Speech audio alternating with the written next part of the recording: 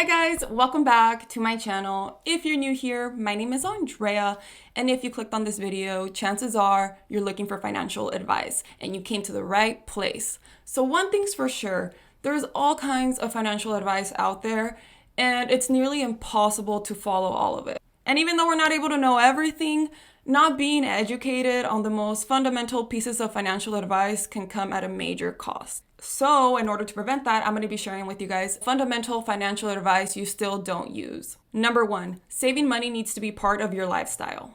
Instead of thinking of saving money as some goal to be reached or something to worry about in the future, it's more effective to just incorporate saving money in your regular life. It's not bad to set up a saving goal, for instance, to buy a new car, but you want to get in the habit of saving even if there isn't specific goals you want to reach. Ideally, we should all be automatically saving a certain amount of our income. That might be 10% or 20% depending on your situation. Real wealth accumulates week by week, month by month, year by year, not by saving just one time. Number two, have a job with a continuous income all year round.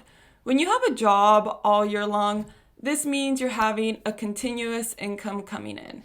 And this is great because there's always a new opportunity to save.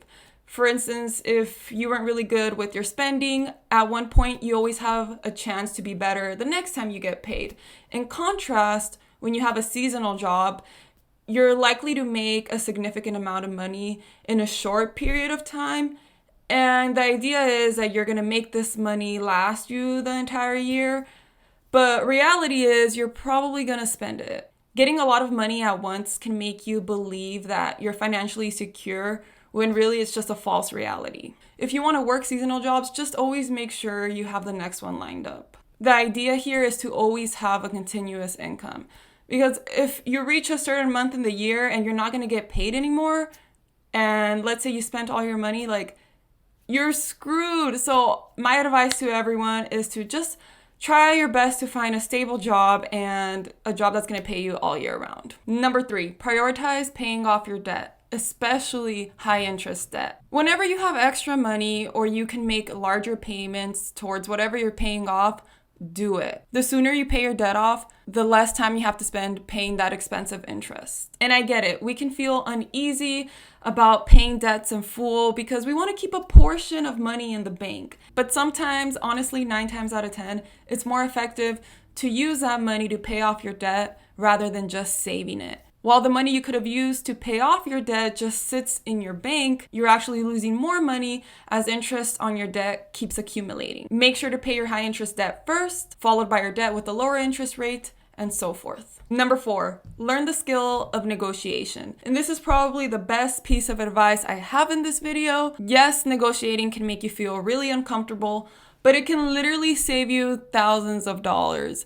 And negotiating isn't only when you want a higher salary or negotiating when you're buying a home. You can literally negotiate so many things in your life. And the best part of it is that negotiating doesn't require any major expertise. Anyone's able to do it. In addition to negotiating for a higher salary or a lower price of a home, you can also negotiate the price of a car, which I feel like a lot of us know, but we don't actually understand how valuable it is.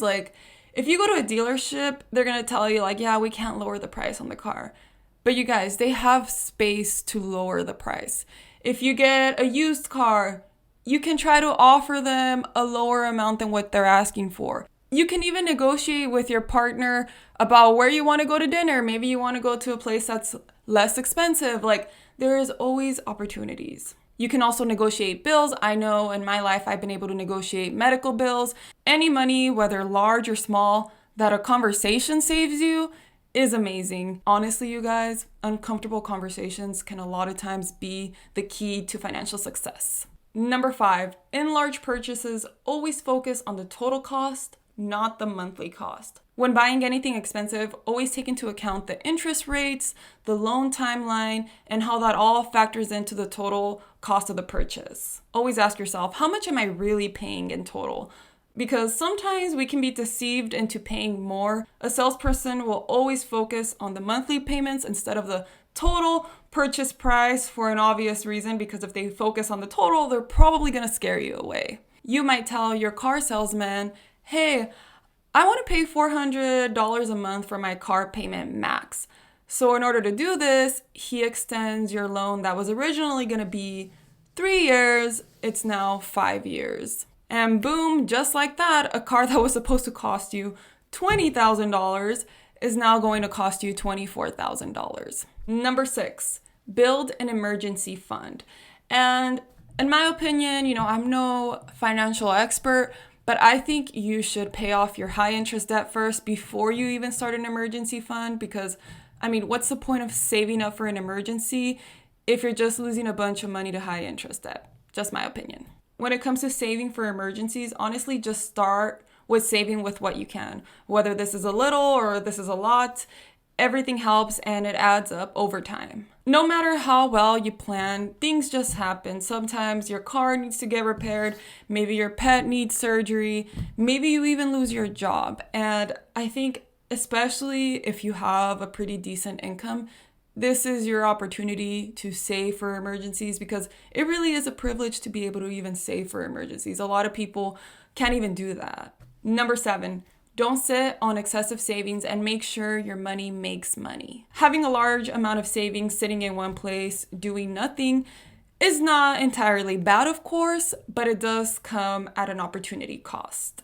You could be missing out on growing your money. It's important we remember that money devalues over time. You might want to invest your money in a high yield savings account, in stocks, or a rental home. It really just depends how much money you have saved. And if you're watching this and you don't have excessive savings, there is still a way your money can make money. It can be as easy as getting a cashback credit card. Number 8, take investing in retirement seriously. You guys, we gotta give money to make money. People, especially young people, tend to overlook the importance of saving for retirement because it just seems really complex and so far in the future. But investing in a retirement plan, especially one that's employer-based like a 401k, is probably the best thing you can do. Under a 401k, you set a percentage of your income to be automatically allocated to your retirement. And in some cases, even employers make a contribution match. This is free money. Sometimes they match 50 or even 100%. Most importantly, if you start investing in retirement at a young age, you have a major advantage over those that are older, which is time on your side and the power of compound interest. Number 9, pay your credit card balance on time and in full. Making your credit card payments on time is so crucial towards building a good credit. Ideally, always try to pay your balance in full. Sometimes they might be like, oh, the minimum payment is $40, and you might think, oh yeah, just $40. But no, it's worth paying it in full. Remember, you don't want to pay that high interest. Number 10, don't live beyond your means.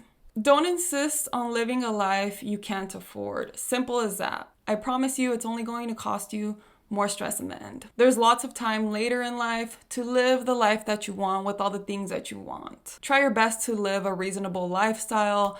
Don't buy unnecessary things. Try to split bills when you can. You might want to live alone, but living with a roommate is cheaper. Ultimately, just be realistic about what you can afford. If there's one thing you guys get out of this video, no matter who you are, it's to please be proactive with your financial future. Always be continuously educating yourself on money management. It can feel really overwhelming at first, especially if you weren't taught anything about managing money. If you don't take the time to learn to manage your finances and you just kind of give up on it, remember that the only one who's going to suffer the consequences is you. So if you really want to look out for yourself, invest in your financial knowledge. It's literally worth thousands. That's all I have for you guys. I hope you guys found this video useful. Please comment down below which piece of advice you found most helpful, and also let me know one of your important pieces of financial advice. I look forward to seeing what you guys have to say. Thank you guys again so much for watching, and I can't wait to see you guys next time. Bye.